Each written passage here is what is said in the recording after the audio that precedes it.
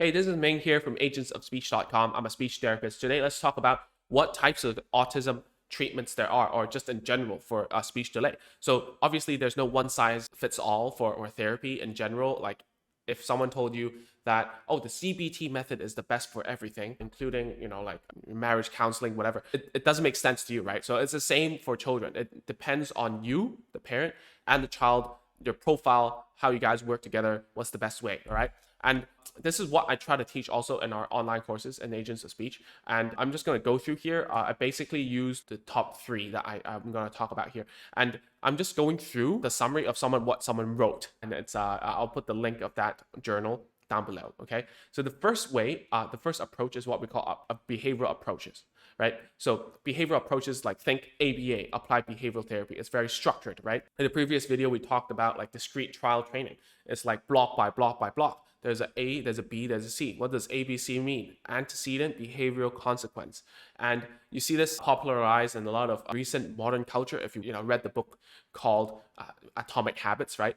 He talks about, like the author James Clear also talks about how there is an ABC when you want to create a new habit for yourself. So this is a behavioral approach, and it came from a very long time ago, like Pavlov's dog, ringing a bell and then the dog salivates without seeing the meat. There is some sort of conditioning going on, okay? But at the same time, don't think of it as a way to treat animals only, because we ourselves, we are always, we are slave towards a behavioral approach, like this kind of ABC thing. Whether you like it or not, it happens to us a lot.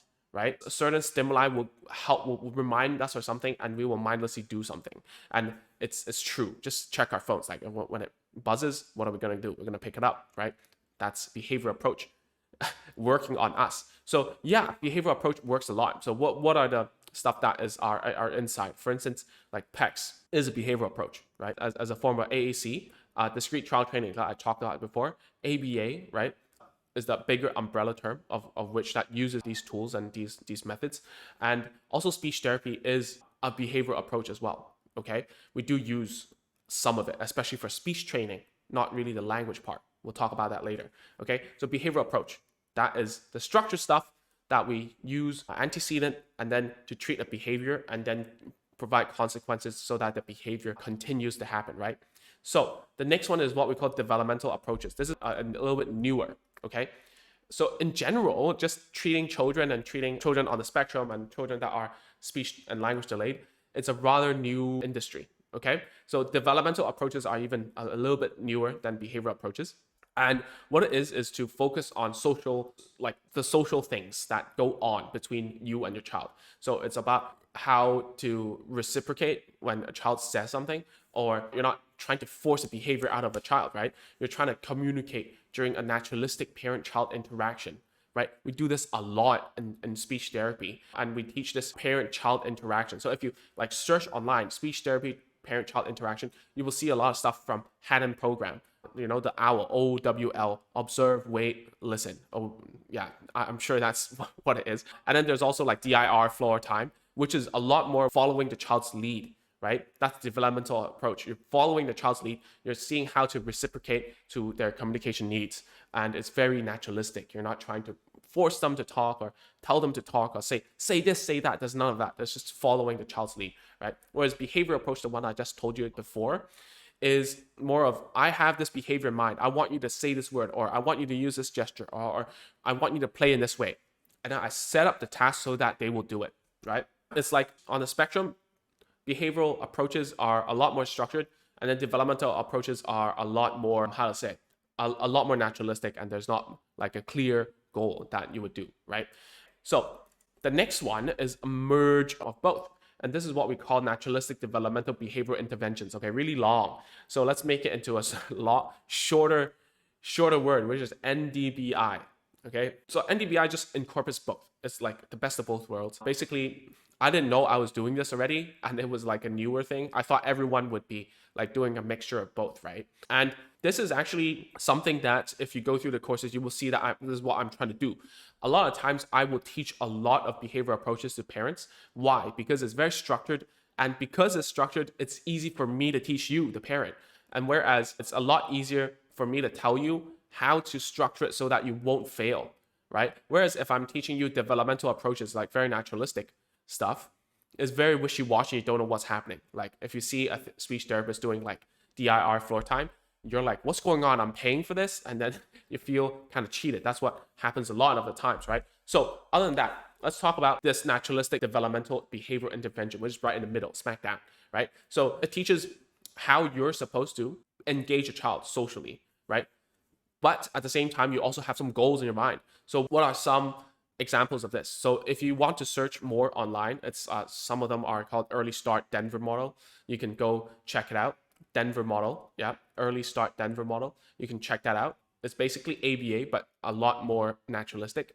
Yeah, there's also like enhanced milieu training or milieu training, whatever, however you pronounce it. You know, like this kind of stuff is just basic therapy. There's just a name for it. But when you actually type it, you will see how like people will write the goals and perform it, right? So that's why I'm telling you to go check it out if you want to. There's pivotal response treatment. Okay, there's a lot of these things, and there's even one called Teach, which I quite like. It's a specific classroom-based program that incorporates both inside of a classroom to help child to generalize their skills inside of a classroom so that they can cope, right? I like Teach, but it's not something that I would do, right? A lot of stuff I talk about here is that I use it, but it doesn't mean that I'm inside of a particular doctrine, right? I'm not a huge advocate for either of the methods. I just use whatever that works. That's for me. I don't know about you. Some parents love to stick to one model and just say that, oh, it works for my kid, right? Some clinicians, some teachers also do the same. They will say, oh, this really worked for our center, whatever. So I'm not here to, if you don't mind me saying this word, I'm not here to shill other types of intervention models, right? Just use whatever works, all right? Other than that, what else are there? Sensory-based interventions, which is going away from my expertise, as more to do with like helping your child to regulate their sensory profile. They might be hyper or hyposensitive. I'm not the best person to talk about this, but I'm sure if you search online, you will know what this kind of thing is. Children on the spectrum, their sensory profile is very different from us, right? And so this might be like sensory integration therapy, and it can incorporate like activities like brushing, swinging, using bean bags, weighted vests, weighted jackets, weighted blankets, whatever. So those things are done by occupational therapists. So don't ask me these things, okay? Like I am not a professional about this. Maybe oral sensitivity, I can make some comments, but definitely not sensory-based intervention as a whole, okay? Other than that, there are animal-assisted interventions. Okay, we're going really, really crazy now, but it's true that I see that, especially in the West, people are using dogs, cats, or other animals as a tool for therapy, and I see it working as well. And I really think that it becomes like a motivation for kids. And it's half like a reward because pets are very inviting, right? They don't have any type of, if you've interacted with a pet, right, with an animal, they don't really ask for anything from you. They're just there to chill out with you.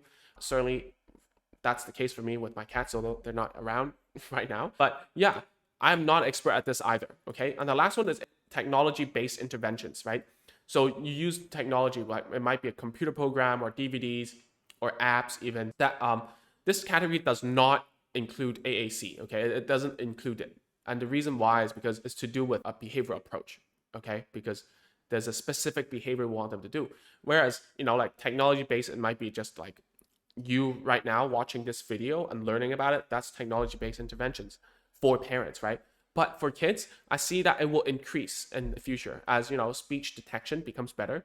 I think that, a lot of speech therapy, the articulation things can be done through an app without a real life person, because AI has become so good at detecting where the errors are and then providing a very good cue for them as well. But at the same time, for language, if it isn't about like social skills or some higher language functions, technology-based interventions wouldn't work for younger children at this moment in time, okay?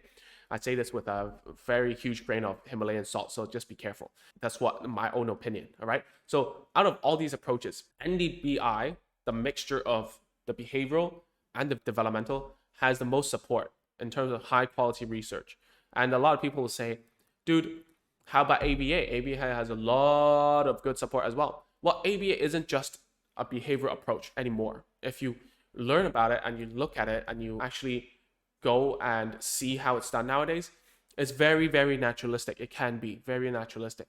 And that's how I learned my ABA, all right? Back in the day when I started off as a junior therapist, right? Look, it's not all clear cut. Sometimes when you say ABA or you say speech therapy, when the person does it, it's a total different thing from what you might have thought about, right? I've seen speech therapists who does stuff very very behavioral approach. There's nothing natural about that thing, right? Whereas I've seen ABA therapists or even early intervention teachers who do a great job just being on the mat, playing with them, and also giving some like teaching kids a lot of things through those interactions, right? Don't get messed up by the labels, right? But the mixture of both in the middle, not too structured, not too naturalistic, is by far the most support, right? So that's why I try my best to teach both to parents. And again, I'm saying this because I see it inside of this publication. There are other publications out there that say different things about different, and there are agendas about like, oh, I need to get more. You have to be careful because a lot of these publications are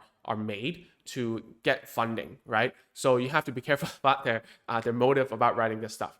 All right. So at the end of the day, these are the treatments for ASD and even for language disorders most of the time. But at the same time, what I'm trying to say here is try everything. A certain approach doesn't work. It doesn't mean the approach sucks, right? It might be the person who's administrating it. For instance, if I were to administer like a sensory-based intervention, it's gonna suck because I'm not good at it, right? That's just the end of it. I am not trained. So you better find someone who knows what they're doing. I know it's hard in this day and age, but at the same time, try everything. Okay? And you need to learn as much as you can about like the certain approach that you think will work for a kid the most.